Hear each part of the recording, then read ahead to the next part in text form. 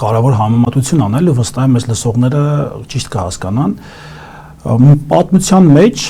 անգամ դպրոցական դասագրքերում ես ինձ օրինակ հիշում եմ, որ սովորում էի դպրոցում պատմություն ենք ուսումնասիրում, միշտ Մետաքսե ճանապարհը ընդգծում էր Հայաստանի Հանրապետության կարևորության մասին եւ նշում էր Հայաստանի Հանրապետությունը Մետաքսե ճանապարհը տնտեսական զարգացման հարցն է։ Միշտ նշվել է, որ կարևորվել է եւ Հայաստանը դրանով աշխարհով մեկ ճանաչված եղել, որ Հայաստանը եղել է Մետաքսե ճանապարհի կիզակետում, խաչմերուկում է եղել։ Այո, ամենահայտնի առևտրականներով Այո, եւ նաեւ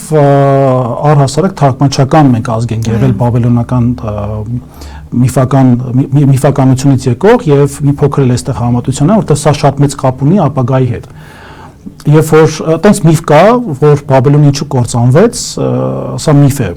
պատմական փաստ չէ, սա շեշտեմ, որ չմանիպուլացվի, երբ որ հայերը Բաբելոնից դուրս եկան, ունենալով որոշակի տարաձայնություններ եւ անհամաձայնություններ, ու դա եղել պատճառը, որ Բաբելոնը քանդվել է, որովհետեւ այնտեղ ապրող տարբեր ազգի ներկայացուցիչները չէին հասկանում միմյանց։ Իսկ հայերը թարգմանչական ազգ էին եւ կարողանում էին տարբեր մշակույթի, օրինակ չինացիներն ունեն իրենց մշակույթի ձևը, ճապոնացիները իրենց, տարբեր, օրինակ, չգիտեմ, տարբեր էթնոսի ներկայացուցիչները ունենում են իրենց մատուցման ձևը։ Եվ այդտեղ հայերի բացակայությունը բերել է կործանման եւ առհասարակ վերացման։ Մետաքսե ճանապարհը նույնպես հայ ժողովուրդը նպաստել է աշխարհով մեկ տարբեր տնտեսական կապերի ստեղծմանը, զարգացմանը եւ հաջողության գրանցմանը, եւ ես ուղիղ կապում եմ Մետաքսե ճանապարհի վերականգնումը մեր ռեալ իրականության մեջ Սամվել Կարապետյանի հետ։ Ինչու՞, որովհետեւ Սամվել Կարապետյանը իր հնարավորություններով աշխարհով մեկ կարող է Հայաստանի Հանրապետությանը նոր վերելք եւ նոր որակի երկիր պարգևել։ Ես չեմ ասում սա, որովհետեւ մեր ձևաշարժման անդամ եմ, ես սա ասում որպես Հայաստանի Հանրապետության հասարակ քաղաքացի, որովհետեւ ես տեսել եմ Սամվել Կարապետյանի տնտեսական հնարավորությունների ներդրումը Հայաստանի Հանրապետության մեջ,